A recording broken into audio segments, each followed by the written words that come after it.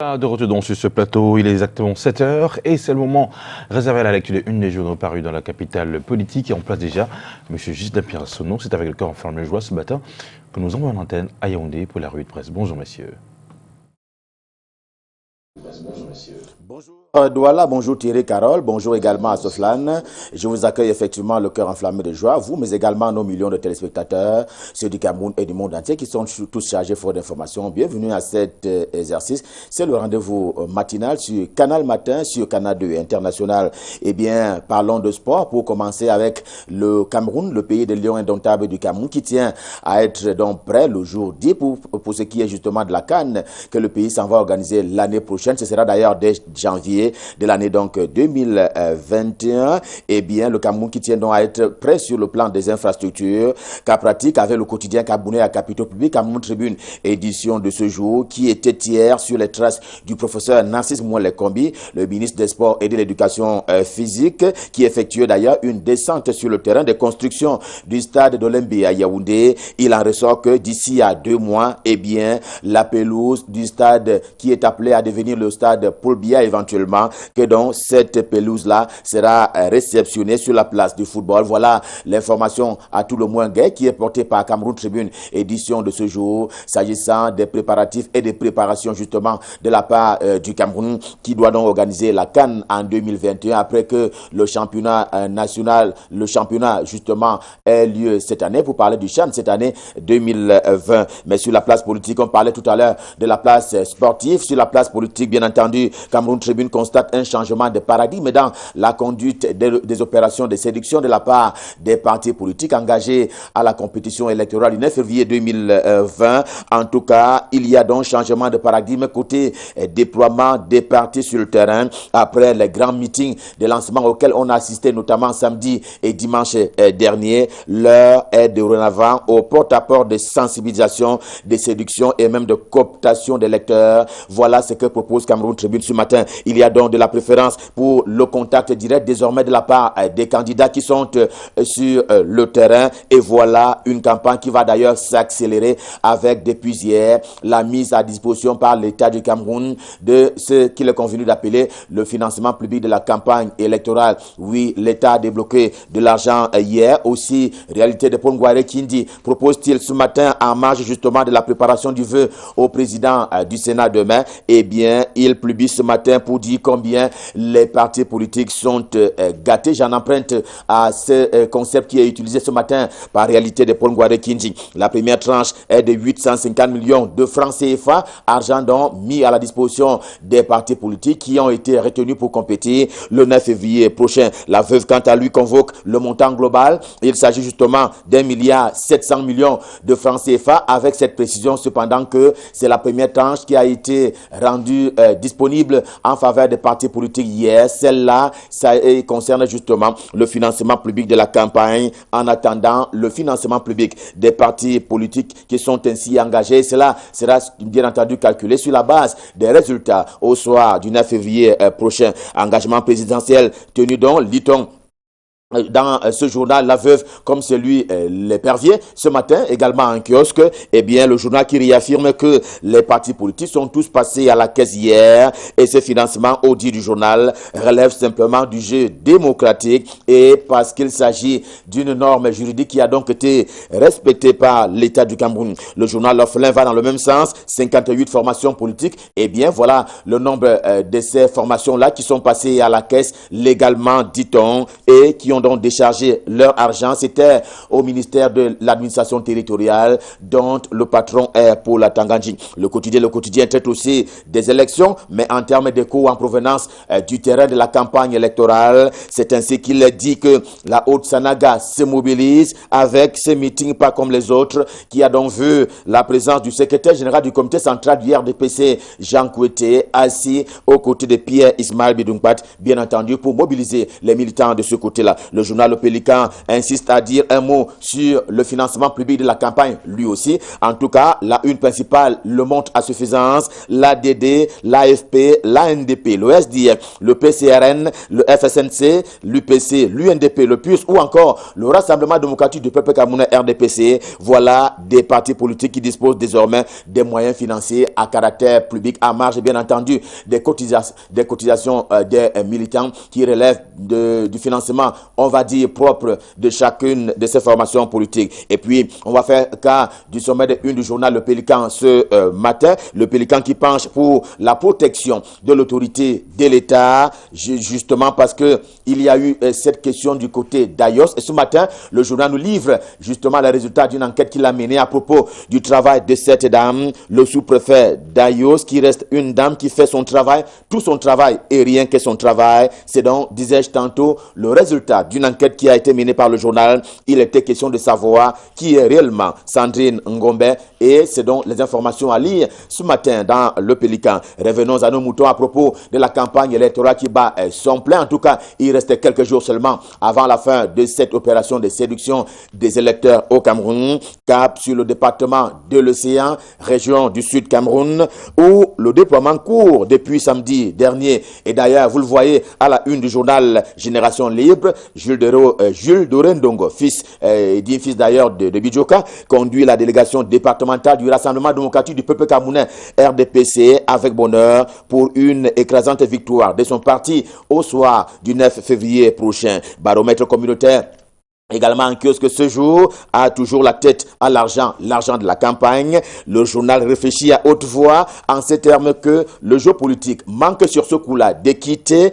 du moment où l'argent est arrivé 5 jours après le début de la campagne électorale. Un mauvais jeu pour lequel le Conseil constitutionnel est d'ailleurs sollicité de la part du journal. Le ministre de l'administration territoriale, Paul Tangandji, a beau expliquer qu'il fallait d'abord que les instances judiciaires vident leurs contentieux préélectoraux, mais cela n'est pas suffisant pour convaincre Baromètre communautaire en kiosque ce matin, qui parle donc d'un mauvais jeu de la part de l'administration publique et donc des deux ministères qui sont impliqués, à savoir le ministère des Finances et le ministère de l'administration territoriale. Ceci dit, le quotidien Mutation de Gab, Georges Alain Boyomo, vit et partage d'ailleurs les faits des campagnes électorales, mais il les vit et les partage autrement avec des célébrités de la scène politique nationale qui sont engagées à cette compétition. L'imperméable ancien ministre des Travaux publics Ambassala, le chasseur du lion Jean-Jacques Ekindi, le panafricaniste Bandankani, le père du foyisme politique au Cameroun, j'ai nommé Olivier Billet, par ailleurs enseignant des universités. Voilà autant de figures qui mouillent le maillot sur le terrain pour devenir ou alors redevenir maire sur la place camerounaise. 3 pages du quotidien Mutation qui les font découvrir, c'est à lire absolument ce matin. Et à propos des maires, la météo de Dieudonné Mvin également en kiosque ce matin vante déjà les mérites de l'arrondissement de Yaoundé 6e qui se développe comme il peut avec bien entendu un certain nombre de faits remarquables. Et c'est au tour du ministre Etou Dingwa pour parler encore de la reconquête de cette circonscription politique. Et bien autour de ce membre du gouvernement, il y a que les populations ont dit plébisciter le RDPC. Le moment venu, voilà l'information principale qui est portée par la météo édition de ce jour. Info Matin, quant à lui sur le maillot d'Anaï.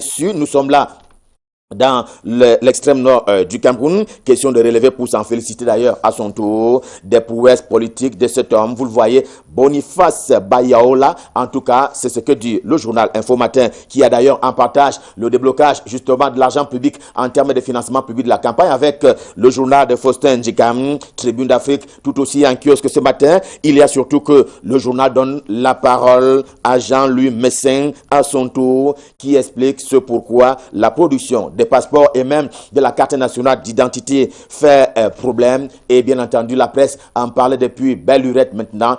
Et les citoyens, notamment, sont quelque peu bloqués face à cette pièce-là qui leur permet justement de se mouvoir là où elles veulent pour parler des populations camerounaises. Elle fait d'autant plus problème que le quotidien bleu, le jour du jour, le journal d'Aman Mana s'en préoccupe lourdement au point où il se demande si le seul changement de l'opérateur tel que cela est manifestement envisagé peut être la la solution aux peines des citoyens camerounais. Que se passe-t-il réellement avec la délivrance des documents? À titre de rappel, la CNI et les passeports qui sont censés être un service public à rendre aux citoyens camerounais. Voilà le grand dossier que propose le Quotidien Bleu, édition de ce jour. Et justement parce qu'il y a quelquefois des citoyens qui attendent des mois durant sans pour autant avoir la chance de voir être livré justement, de se voir délivrer cette pièce qui est quelque peu indispensable pour la circulation des hommes et des biens. La primaire de l'info, vous le voyez, une principale reste au palais avec le cabinet civil de la présidence de la République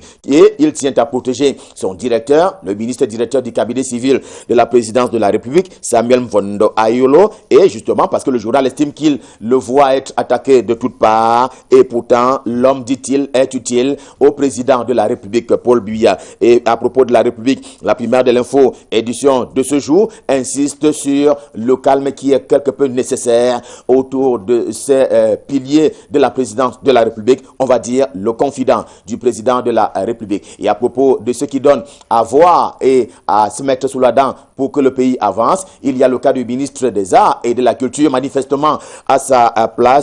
Le quotidien L'Épervier, édition spéciale cette fois-là, c'est qu'il promet, pour parler de Pierre Ismaël Bedoungpat, il promet donc la politique culturelle. Cela passe d'ailleurs selon une politique qui a été adoptée par ce membre du gouvernement, par la participation de tous. De l'économie au menu du quotidien, l'économie précisément qui traite des questions économiques et financières au quotidien, et c'est en mode évaluation ce matin, vous le voyez, l'on est donc fixé sur le taux d'exécution du budget d'investissement public pour ce qui est des exercices 2019 et 2018. Le fait est qu'il est passé justement et qu'il est en baisse. C'est le constat qui est proposé par le journal ce matin et c'est parce que le taux d'exécution est passé donc de près de 74% en 2018 à 73,39% en 2019. Et qu'est-ce qui n'a pas marché? En tout cas, les causes de cette chute sont comprises, entre autres dans l'abandon des chantiers par un certain nombre d'opérateurs économiques, mais également, faut-il ajouter avec le journal,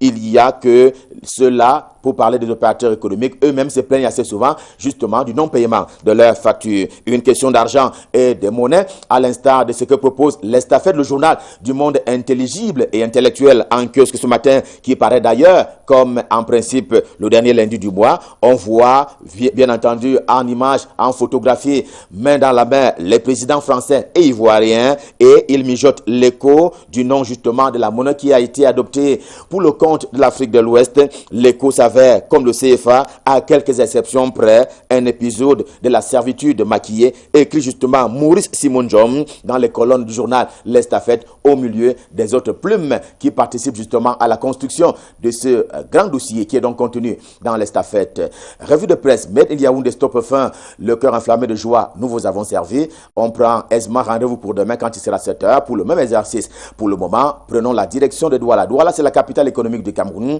pour y retrouver l'homme à l'adresse particulière. J'ai donc nommé Michael Chipkio pour la suite et la fin des revues de presse. Bonjour Michael, c'est à vous à Douala.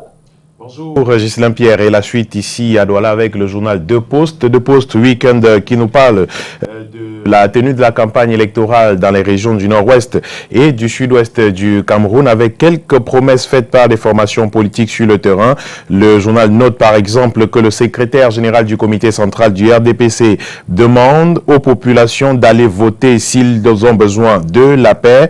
Le SDF par exemple également veut mettre hors jeu dans le département du FACO, le Rassemblement démocratique du peuple camerounais. Le parti de Nidjon Fundi estime que cette formation politique n'y a rien fait depuis lors. Le RDPC qui rejette également les sorties des combattants séparatistes qui posent des conditions pour la tenue de la campagne électorale dans la région du nord-ouest du Cameroun. Le journal finit par constater effectivement que la campagne se fait de façon très timide dans les régions du nord-ouest et du sud-ouest du pays à cause de la situation sécuritaire actuelle. Le journal de Star, un autre journal d'expression anglaise, parle de cette cette sortie du modérateur de l'église presbytérienne du Cameroun qui parle de la situation dans le nord-ouest et du sud-ouest. De Star revient sur ces incendies à répétition des édifices et même des domiciles de personnes, également des meurtres enregistrés dans ces localités du nord-ouest et du sud-ouest du Cameroun. Le modérateur du PCC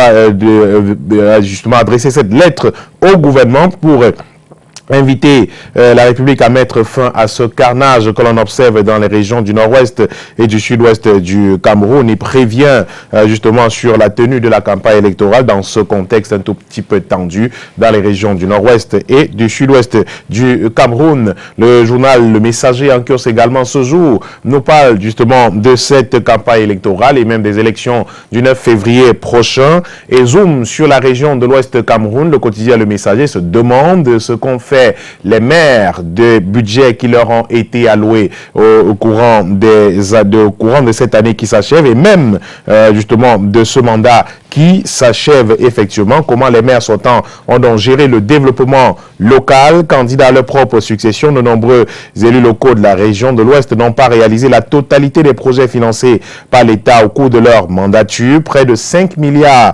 de francs CFA destinés aux projets de proximité sont restés dans les caisses de l'État en 2019. Qu'ont-ils fait de ce budget d'investissement public? Le journal part de Baganté à Bafoussam, à Fumban, Babadjou, Bafang et bien d'autres localités de la région de l'Ouest Cameroun pour montrer comment ces élus locaux sont restés sur place, comment ils n'ont rien réalisé ou presque rien d'ailleurs en laissant de l'argent offert par l'État dans les caisses alors que les populations souffraient sur le terrain. Le bilan est donc à retrouver dans le quotidien Le Messager en kiosque aujourd'hui qui donne également la parole à Michel Ndoki du mouvement pour la renaissance du Cameroun qui dit que la campagne de boycott doit être un succès sur le terrain. Le MRC a donc décidé de boycotter le double scrutin le 9 février prochain. Le parti de Maurice Kamto entend bien jouer sa partition dans le scrutin, non pas en y prenant part, mais en militant activement pour le boycott. Le journal nous fait état de cette sortie de maître Michel Ndoki qui appelle justement les militants à boycotter ou alors des Camerounais à boycotter justement cette ces élections législatives et municipales. Jean-Michel Nithieu justement s'exprime également dans les colonnes du journal Le Messager ce jour à propos de cet acte observé il y a quelques jours avec l'homme marchant justement sur les symboles du Rassemblement démocratique du peuple camerounais. Il dit que si c'était à refaire, il le referait. Jean-Michel Nithieu dit noter avec étonnement que la mémoire sélective des turiféraires du pouvoir est en marche pour critiquer l'acte qu'il qualifie de citoyen qu'il a lui-même posé en piétinant avec, dit-il encore, satisfaction, l'un des symboles de souffrance et des malheurs du peuple camerounais. Il tient à préciser que s'il fallait le refaire, il le referait dans le but de laver l'honneur du peuple camerounais en piétinant avec allégresse, écrit-il, les effigies du RDPC. Il entendait manifester son ras-le-bol contre toutes les politiques du renouveau, écrit-il dans les colonnes du Messager aujourd'hui. Le journal nous donne également écho de la campagne sur le terrain avec le SDF, le RDPC, le PCRN, l'AFP et l'âpre bataille de l'électoral dans le département des Bamboutos. À Bafia, le sous-préfet interdit l'ANDP de battre campagne.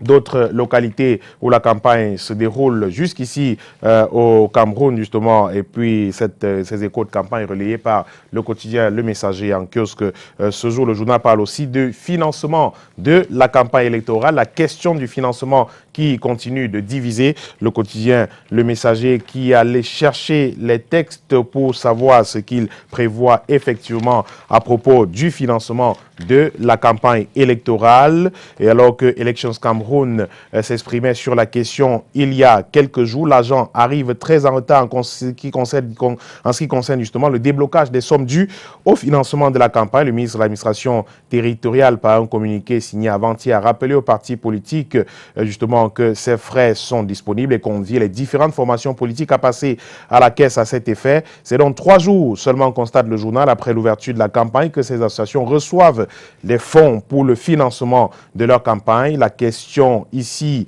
est soulevée par le Messager, celle de savoir pourquoi est-ce que le MINAT ne peut pas le faire avant l'ouverture de la campagne. Et n'est-ce pas là justement une brèche ouverte à laquelle les contestataires peuvent s'engouffrer pour parler de déséquilibre, de mauvais jeu de la part de l'administration. C'est une question préoccupante puisque la loi dit que la première tranche doit être servie après la publication des listes des candidats. C'est donc une brèche couvre le quotidien Le Messager en kiosque aujourd'hui et l'hebdomadaire L'Indépendant nous apprend justement que le montant pour le financement public de ces élections est d'1,7 milliard de francs CFA pour 58 formations politiques qui sont reparties entre 5 à 8 partis politiques devant prendre part à ce double scrutin. C'est la substance d'un point de presse donné par le ministre de l'administration territoriale. 850 millions de francs CFA sont effectivement répartis depuis le 29 janvier aux partis politiques au titre de la première tranche du financement public de ces élections. La deuxième tranche, 850 millions également, leur sera répartie en fonction des résultats obtenus au scrutin du 9 février prochain. La grande une de l'hebdomadaire L'Indépendant parle de cette sortie, justement du ministre Laurent Esso dans une lettre datée du 27 janvier. Le président de la commission régionale de campagne du RDPC dans le littoral s'insurge contre ces supports excellents dans l'apologie d'un candidat au détriment de ses colistiers. Il faut respecter l'esprit de la lettre, justement, l'esprit justement de la sortie du secrétaire général, la circulaire du secrétaire général du comité central du Rassemblement démocratique du peuple camerounais relative à la campagne électorale pour les dites élections qui interdit justement ces faits. Non à l'apologie des candidats, a-t-il lancé il y a quelques jours ici à Douala. Toujours au sujet des élections, la nouvelle expression nous ramène dans le nord-ouest et le sud-ouest du Cameroun avec cette décision prise par Elections Cameroun, décision justement de regrouper les bureaux de vote en fonction des zones en sécurité ou pas. C'est l'une des plus importantes mesures, note le journal de Séverin Tchouke, que l'organe chargé d'organiser les élections a décidé de prendre pour contourner l'insécurité ambiante dans les régions du nord-ouest et du sud-ouest pendant le double scrutin. Bonne option, écrit le journal, mais un sérieux handicap pour les élections de proximité. L'institution chargée de l'organisation des élections a décidé qu'au moins 3000 bureaux de vote sur près de 4000 seraient fermés dans ces régions du nord-ouest et du sud-ouest. En quelque sorte, de nombreux bureaux de vote seront rassemblés dans des points spécifiques où il y a de la sécurité, a donc déclaré le président du conseil électoral il y a quelques jours face aux acteurs du processus électoral dans notre pays. Le journal note encore une absence des candidats sur le terrain pour battre campagne au sujet de ces élections. Des échos de la campagne avec le choc entre l'opposition coalisée et le Rassemblement démocratique du peuple camerounais au municipal à Douala 2e dans le but de mettre plus de chances de leur côté afin de battre le RDPC. Les formations politiques comme le SDF, l'UDC, l'ANDP, le PCRN et l'UPC des fidèles ont formé une coalition. Pour elle, il ne faut pas rater le train de l'histoire. Évocation de leur profession de foi dans le quotidien La Nouvelle Expression ce jour. Les 10 ambitions de la coalition gagnante, également décryptées par Salomon Djamène de l'ANDP qui porte la liste législative 2020 de la coalition gagnante à la circonscription du Vouri Sud. Il propose aux populations de Douala 2 un contrat de confiance axé sur 10 grandes priorités. Quelques-unes d'entre elles sont évoquées par le journal. Cependant, Denise Fampou reste sereine pour le maire de la commune de Douala 2. Son bilan parle de lui-même et concernant la coalition de l'opposition, elle ne nourrit pas la poule. On ne nourrit pas la poule le jour du marché, dit-elle. Elle ne craint absolument rien. Ses œuvres parlent d'elle-même, a-t-elle lancé hier lors d'une autre réunion avec les responsables du Rassemblement démocratique du peuple camerounais. Le maire de la commune de Douala, 3e, s'exprime également dans les colonnes du journal Dominus. Dominus également en kiosque ce jour qui présente Job Théophile Kwapnan comme l'homme qu'il faut à la place qu'il faut avec un bilan que le journal qualifie d'élogieux. Le maire sortant de de la commune d'arrondissement de Douala 3e raflera à coup sûr, écrit Dominus, les suffrages des électeurs dans la commune d'arrondissement de Douala 3e. Présente également Jean-Jacques Lengue Malapa, le maire de la commune d'arrondissement de Douala 1er, qui mobilise sa base pour ces élections. Yoki Onana, présenté également comme l'homme providentiel de la ville de la commune arrondissement de Yaoundé 6. C'est donc à retrouver dans le journal Dominus en kiosque ce jour. Législative et municipale encore, et avec le journal Habeas Corpus qui présente Luyinda comme le chef politique dans le département de la Sanaga maritime. Il a été justement fait président de la commission départementale de la campagne électorale du RDPC pour les élections municipales législatives du 9 février 2020 prochain. On parle bien du journal Habeas Corpus qui confirme une nomination qui confirme justement sa suprématie politique en Sanaga maritime, écrit Habeas Corpus, dont la grande une parle du tourisme responsable dans notre pays avec Mbappé Penda qui vante le Cameroun à l'international. Le Conseil national des chargeurs du Cameroun organise les 7e assises du tourisme responsable et durable. Des assises justement qui sont soutenues par le ministère du Tourisme et des Loisirs. On termine avec Première Heure qui nous parle du secteur des microfinances dans notre pays. Le journal qui lance une alerte, le syndrome Cofines et Comessi qui contamine d'autres microfinances, le gendarme des banques, la nommée Kobac veillait peut-être au grand, mais dans un pays comme le Cameroun, il existe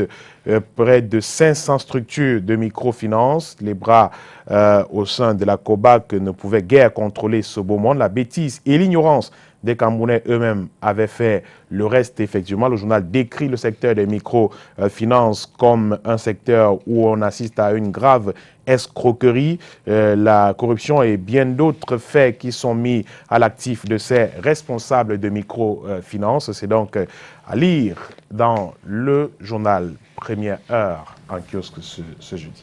Voilà, merci beaucoup M. Magatib Kio pour cette revue de presse. C'est exactement 7h passé les 26 minutes. Et à l'instant, nous allons, avant de prendre la page pub, faire un coucou à M. Nkono. M. Nkono, vous êtes en service du côté d'Yaoundé. À votre épouse, on vous souhaite bien de belles choses dans votre vie. Et tout de suite, voici une petite page de réclame.